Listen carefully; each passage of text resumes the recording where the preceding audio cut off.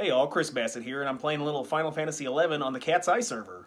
I'll be sharing a few tips and tricks to get your cooking from 1 to 100. Let's get into it. So first off, I'd just like to say I play an Ace account, which is the CatsEye accelerated character. And one of the big points on the Ace account is if you get a craft to level 100, you get a free relic weapon. And cooking is generally considered to be the fastest, easiest, cheapest craft to get to 100. I want to say I spent between 200k and 300k gil, and it took me roughly 12 hours to get to 100. So if you don't know, the cooking guild is over here in Windurst. Windurst Waters North, D9. I'll show it on the map here in a second. Come inside and talk to Piketoe Puketoe, the guild master, to become a chef. Every 10 skill levels, you'll need to trade an item to him so that you can advance to the next level cap. The other thing worth mentioning is there is synthesis image support NPCs in this area that can temporarily raise your skill by 1 point, and then advanced support raises your skill by 3 points.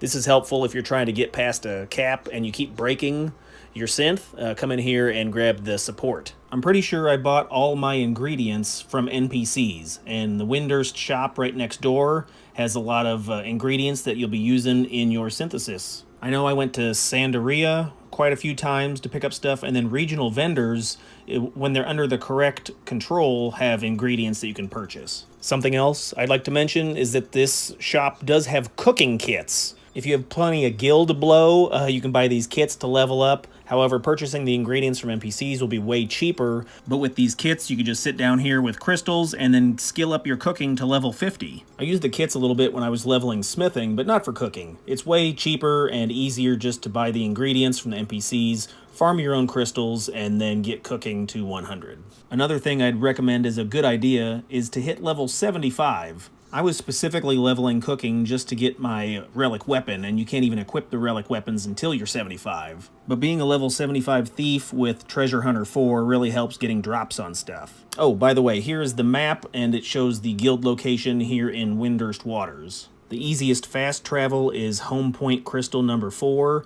I bounced between this location and then Rainbow's Groceries in southern Sandaria for my ingredients. They're both Home Point number 4 if you're fast traveling. So now I'll go ahead and teleport over to Sandaria, and I'll show you that location as well. As we get further in the guide, I'd just like to point out that I'm pulling a lot of this information off the CatsEye wiki, and I'll highlight where that information can be found on the wiki, but basically they have a guide set up. The community did an amazing job, and you can just follow those guides, and that's how you get your cooking done real quick. So from Home Point number 4, just head backwards a little bit on the map, and you'll find the grocery store. Inside there's ingredients you can buy from the NPCs, and it's pretty handy when you're leveling your cooking. I'd like to mention there's no advanced synthesis options here, so you need to go back to Windurst to the guild. So I would load up supplies for the craft that I'm going to be making, go back to Windurst, pay the 50 or 80 gil to get the advanced synthesis, and then I'd sit down and batch craft. And, as an ace account, you're getting, your skill ups really quick. So you're getting like 0.3s all the time. So you're going to go through levels real fast. And then here I'm just showing the region control map. And this dictates, which NPCs have ingredients for sale. So say, for example, Ronfair is controlled by Windurst. Only certain NPCs will sell you items in Sandaria when it's under Sandaria control. So that kind of varies week to week in how the conquest results pan out. Again, I'll show that information on the wiki page, and you can reference that to buy your ingredients. Alright, so I've showed the various ways that I've bought the ingredients, and then the next step is, in order to perform a synthesis, you need a crystal. And the crystals change depending on which recipe you're going for. So here I'm back over at the Windurst shop. I'm going to go ahead and make some orange juice, which is 1 water crystal and 4 oranges. That makes sense, right? A water plus oranges. So I've got the crystal in my inventory. I went ahead and I bought the 4 oranges. Go to items, select the crystal, and then you'll get the prompt to use it. You can then put up to 8 items in this inventory box. Then you'll hit OK to synthesize, and then you'll begin the synthesis.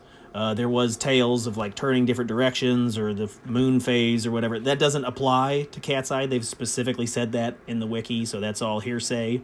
But successful synthesis, you'll get a notification like you made the item. If it's a break, you'll lose the crystal and possibly some of the items.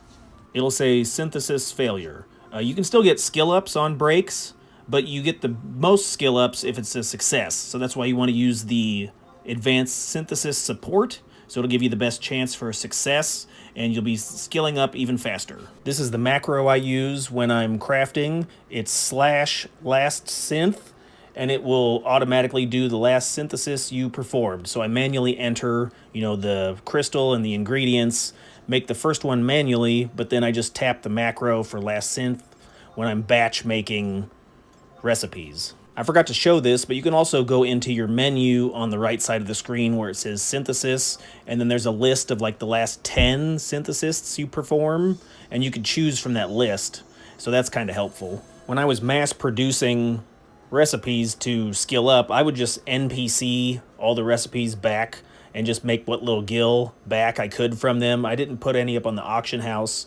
It'd take too long to sell. Maybe some of the Yaguado drinks, because those are like 60, and those sell pretty decent, but everything else I just sold back to the NPC. So a huge chunk of your gil's gonna go towards buying crystals. So let's check the auction house real fast and just see the price of crystals. I believe they're like 8K for fire crystals. So a huge tip I would give would be to save your crystals as you're leveling. Now, granted, you're not going to need as many as you think, because on the ace account, you're going to skill up real quick, especially that first, 90 levels. But once you hit 90, then you're going to be using the baked potato or whatever it is, from 90 to 100, and that takes like 6 hours. So you're going to go through stacks and stacks of fire crystals. So I'd recommend save your crystals as you level up. Come over to the Conquest Guard, make sure you always have a signet on, because enemies will drop crystals if they check easy prey or higher while wearing a signet. So that was one big tip, was I saved a lot of my crystals, so I didn't have to spend the money on the crystals when I went to mass produce cooked goods. So the other ways that I farmed crystals was from elementals. So here I'm up in Sky. Once you get through that DLC, you'll get to this point in the story. You can then access Sky. Here's the map. I put markers down. Feel free to zoom in if you need to. But these are the areas where the elementals spawn. And you can see, in each location, there'll be an elemental spawn. You come up here with your 75 thief, a group of trusts, and you can solo these pretty easily. Then you get the drops. I was getting between 2 to 3 clusters per elemental, so it goes by pretty quick. One of the nice things about CatsEye is everyone has access to wide scan, so this is how you locate the elementals. I'm not on Ranger or Beastmaster, which typically on retail would have the ability to use wide scan. So just come over to your wide scan. You can scroll through until you find the elemental you're looking for, and then it'll show up as a blue blip in the left-hand corner of your mini-map. You'll see the blue blip, and then it's indicating there's the fire elemental right down there. So it's easy to track them, and you can find them without too much hassle. There's also another way to find elementals, and that's with the weather checker on the website. So come on over to the CatsEye homepage. You can go over to your account. No, I said account, not support. I have slappy fingers. So go ahead and log into your account, and then over underneath the database tools, to the right there, Chris, go down to weather, and here you can see the forecasted weather for Vanadil. If you're looking for fire weather, for example, let's click on that. Then it'll show you all the locations where the probability of fire will spawn. You can then go to said area at said time with the chance of getting an elemental. You kill those elementals, and obviously you get your clusters. I didn't use this so much for cooking as I did when I was doing the summoner side quest. That come in handy with the weather for that, but it's another option. And then real quick, I did get my ice clusters up north from Bucydine Glacier and Yungalunga Range. I know I butchered that. Go ahead and roast me in the comments. Okay, so now we're to the part of the video that has the most important information. It's how to access the CatsEye wiki. So just go ahead and come over on the main page up to the top. It'll say wiki. I'm slapping it with the mouse button.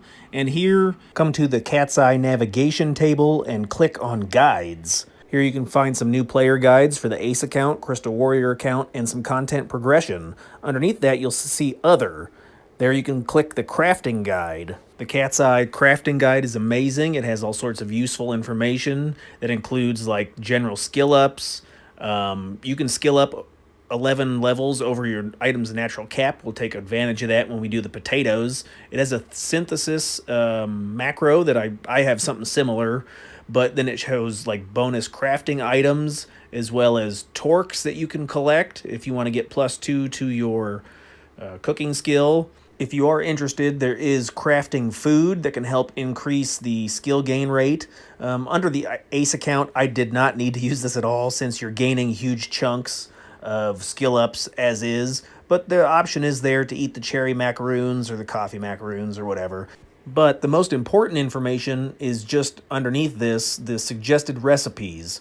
Scroll down a little further and you can click on the cooking suggested recipes, and this is huge. This is basically going to lay out, what you need to follow as far as the items you'll need to purchase, the items required for your level test, your cap tests. You'll need to turn those items at the required level back to that NPC Guildmaster so you can advance to the next level. And if you scroll just a little further down, it'll show every single recipe to follow in order with the crystal and ingredients. If you click on the ingredients, it'll actually show you which NPCs sell those ingredients. So I just followed this guide all the way to 100. So for example, from level 1 to 3, you'll do the carrot broth. From 3 to 4, you'll do the hard-boiled egg. From 4 to 10, you'll do the orange juice.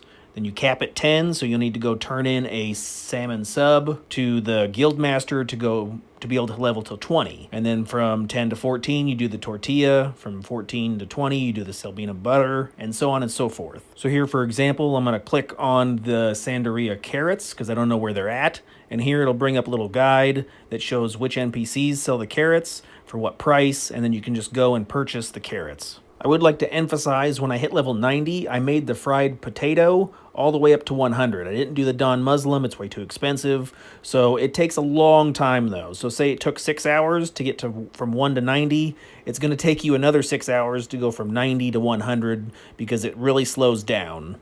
But this is super convenient because you can buy all the ingredients right from NPCs in Port Sandaria, and it's super cheap. And then you can NPC all the results, and you'll make some of your money back. Hey, check out some other videos over here. I've got some links in the description if you want to help support. Please use those links. I'd really appreciate it. Any other questions or comments, put below. Thanks.